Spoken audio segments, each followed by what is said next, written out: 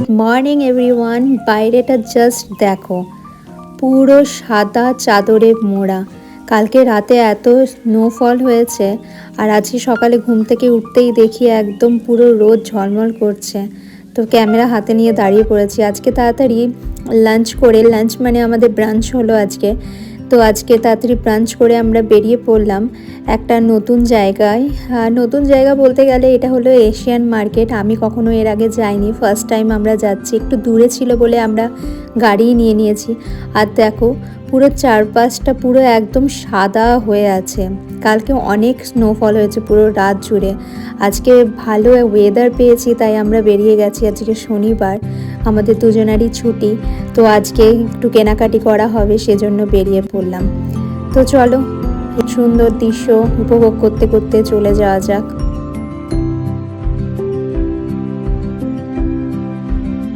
তো অলরেডি আমরা পৌঁছে গেলাম এশিয়ান মার্কেটে। তো এটা হলো প্যান এশিয়া। তো এশিয়ার যত রকম ফুড আইটেম আছে, তো সেগুলো এখানে সবই পাওয়া যায়। আর এটা হলো মাশরুম।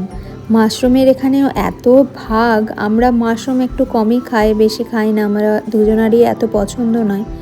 তো এগুলো আছে $4 করে। এগুলো ব্যাম্বু রুটস কি, আমি আর আগে খাইনি কখনো, তো জানি না আমি এসবগুলো। তো আমরা শাকটা এখানে বুঝতে পারলাম না। তো আমরা এখান থেকে কিছু জিনিস উঠিয়ে নিলাম, যেগুলো আমাদের চেনা পরিচিতি। কারণ এটা এশিয়ান মার্কেট বলে, প্যান এশিয়া মার্কেট বলে, এখানে অনেক জিনিসই আছে যেগুলো আমাদের জানা নেই। তো এইগুলো এখানে দেখুন, এই মাশরুমগুলো, তো বিভিন্ন রকমের মাশরুম পাওয়া যাচ্ছিল। আর এটা কি কে জানে। শাক দেখে তো আমার হাজব্যান্ড বলছে একটা কিছু নিয়েই নি, কিন্তু বাট শাকের তো আমি রান্না বান্না এত সব মানে কী শাকের কোন রকম কীভাবে রান্না করে অত জানি না, কীরকম স্বাদ হবে, তো নেওয়ার সাহস পেলাম না। আর এখানে পেলাম গাটি কচু। তো গাটি কচু আমার হাজব্যান্ডের প্রচুর প্রিয়, আমিও খাই। এটা আমার ভাজা বেশি ভালো লাগে, আরও গাটি কচুর পোস্ত খেতে ভালো লাগে। আর এখানে পাওয়া যাচ্ছে আখ। কতদিন পর যে দেখলাম আখ, সেই আমি ইন্ডিয়াতেই দেখে এসেছিলাম লাস্ট। তারপর এই 1 বছর হতে চললো, তারপর আমি এখন আখ দেখছি। আর এখানে বিভিন্ন রকমের কোয়াশ, মানে কুমড়ো। আর এই হলো বেগুন। এই বেগুনগুলো খেতে ভালো লাগে আমার। চলো তাহলে এবার মাছ নিয়ে নিই। এবার মাছের বিভিন্ন রকমের ছিল, যেহেতু এশিয়ান মার্কেট, তো ইন্ডিয়ার তেলাপিয়া, কাতলা সব রকমেরই ছিল। এটা কি মা? Black cod. Cod fish. এটা গোল্ডেন ব্ল্যাক পমফ্রেট।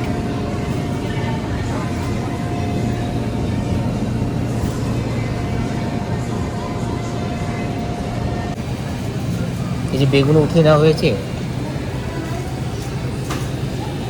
ইলিশ মাছটা নেওয়া হবে। এদিকে একদম ছোট্ট ছোট্ট দিদি, ইলিশ কি পুরোটাই দিয়ে দেবে নাকি? হ্যাঁ হ্যাঁ।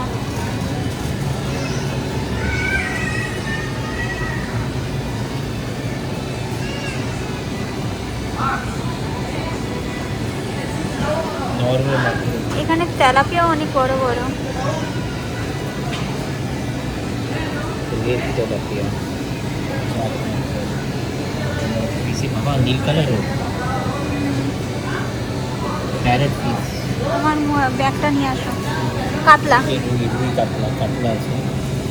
কাতলার দাম কিন্তু কম আছে। কাতলা ভালো হবে, অনেকটা বড় আছে। কিন্তু এত বড় মানে ওটা কেটে দেবে না না না কেটে দেবে, কেটে দেবে।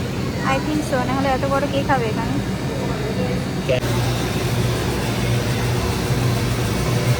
এটা মোরলের মতো মনে হচ্ছে না? আমি ভাবলাম কাতলাটা কেটে দেবে, তো আমি জিজ্ঞেস করতে গেলাম, তো বললো যে না, you have to take whole. তো আমি পুরো কাতলাটা নিয়ে কতদিনে শেষ করব কি করব, আমরা তো দুজন থাকি। তো সেই জন্য কাতলা মাছ নেওয়ার প্ল্যানটা ড্রপ করতে হলো। আমার হাজব্যান্ড বলছিল যে পুরোটাই নিতে হবে, কিন্তু কাতলাও বেশ খেতে ভালো লাগে, অনেক দিন খাওয়া হয়নি, তো ভাবছিলাম কাতলা নেব, কিন্তু হলো না আর। তো এখানে বেশ শামুক, এটা হলো গুগলি, আর এই বিভিন্ন রকমের চিংড়ির সাইজের পাওয়া যাচ্ছিল। এটা কি? ওটা কি? ওটা কি কোন মাছ দেখছো? এই যে এটা হলো পমফ্রেট। ও, তো ভালোই হলো। পমফ্রেট ইউএসএ তে এসে এখনো পমফ্রেট খাওয়া হয়নি। পমফ্রেট এটা 8 টাকা করে পাউন্ড। এই আচ্ছা 8 টাকা পার পাউন্ড, তাহলে এটার মধ্যে কতটা আছে? এখানে 2 পাউন্ডের এটা 1 কেজি মতো লাগে। ও তা অনেক কটাই আছে। অনেক কটাই আছে, বাইরে টাকা। চলো নিয়ে নেওয়া যাক। চলো কুচো চিংড়ি নিলে একটা। ঠিক আছে, এই কুচো চিংড়িও নেওয়া হলো একটা। সবজি আর মাছ। আমার বর একদম খেপে গেছে এত মাছ দেখে, মানে ছোট চিংড়ি, তার থেকে আর একটু বড় চিংড়ি, তারপর নিল পমফ্লেট, এবার দেখছে হিলসা। কতগুলো মাছ আমরা দুদিনে যে কতদিনে যে মিলে শেষ করবো। আর নিও না গো। এগুলো হলো লাইভ লবস্টার, 19 টাকা per LB, sorry $19 per LB. এ বাবা, লবস্টার গুলো মনে সব বিক্রি হয়ে গেছে এখানে। হোয়াইট এল, নিচে দেখো নিচে। মাই গড, এখানে অনেক।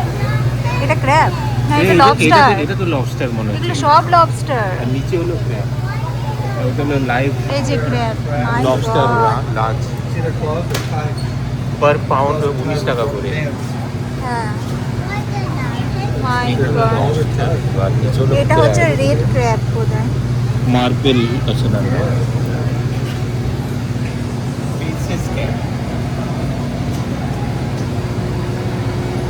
এটা হলো রানী কাঁকড়া। এই যে রংটা একটুখানি সুন্দর না, রানী কাঁকড়া। মাই গড, লবস্টারগুলো, আমি লবস্টার খাইনি কখনো। খেয়েছো তুমি?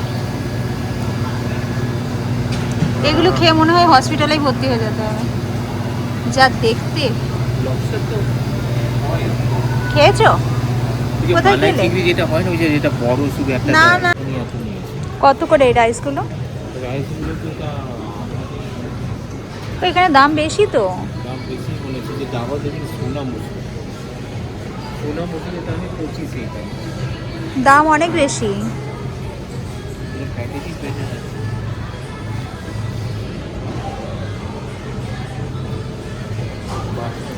এই যে এটা একটা মিঠা পানির ইলিশ নেওয়া হলো, আরেকটা মাছ। এটা হলো 500 গ্রাম। কত এটা? 500 গ্রাম। 500 গ্রাম $11। তো ঠিকই আছে, ভালোই পাওয়া গেছে। তো আরও মাছ দেখছে আমার বর, টুকি মেরে। আবার কখন বলবে যে চলো এটাও নিয়ে নিই। এখানে প্রচুর মাছই আছে। আবার কি দেখছো তুমি? এখানে বাংলাদেশের মাছে ভর্তি না এই সেকশনটা? কি মাছ এটা? এটা কি বলো তো? সুস্বাদু। আচ্ছা, হে ভগবান, আমার বর বাংলা পড়তে পারে না। ইংলিশ মিডিয়ামের ছাত্রগুলোর কি অবস্থা। আরে সুস্বাদু মাছ শুধু বললে হবে? কোন মাছ? ছোট মাছ মধ্যে কি 5 মিশালি মাছ মনে হচ্ছে? হ্যাঁ, 5 মিশালি মাছই তো থাকে অনেকগুলোতে। 5 মিশালি মাছ এগুলো। তুলছো কি? তুলছো ওটা মোরলা? মোরলা মাছও নেবে? হে ভগবান, আমরা শুধু মাছ খেয়ে থাকবো।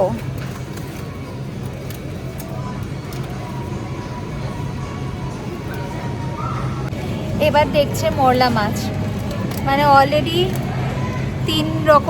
4 রকমের মাছ নেওয়া হয়ে গেছে। এটা নিয়ে 5 নম্বর মাছ।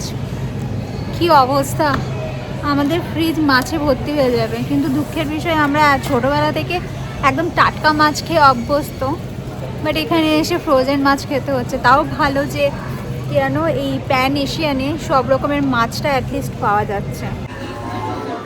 এই প্যান এশিয়ানে এসে আমরা 3 ঘন্টা ধরে শপিং করলাম, মানে এতটা নেওয়া হয়েছে। মানে আমাদের ইন্ডিয়ান মার্কেটে অনেক কিছু দেখা যায় না, যেগুলো এখানে পাওয়া গেল অলরেডি। তো 5 রকমের তো মাছই নেওয়া হলো। আরও বলছিল মাছ নেবে, তো আমি বললাম যে এখানে আবার আসা হবে, একদম একেবারে ডাম্প না করে মাঝে মাঝে এসে নিয়ে যাওয়া হবে। তো ঘরে ইতিমধ্যে চলে এলাম। ঘরে আস্তে আস্তে আমাদের প্রায় 8:30 বেজে গেল। আর এই হলো মোরলা মাছ। তো আজকে ভাবলাম মোরলা মাছটাই বানিয়ে নিই, মানে অনেকগুলোই আছে। তো আমি একদম সিম্পল ওয়েতে আজকে মোরলা মাছটা বানাবো। তার জন্য আমি একটু টমেটো, কাঁচা লঙ্কা আর শুকনো লঙ্কাটা একটু সেদ্ধ করে নিলাম, যাতে একটু ভালোভাবে পেস্ট হয়ে যায়।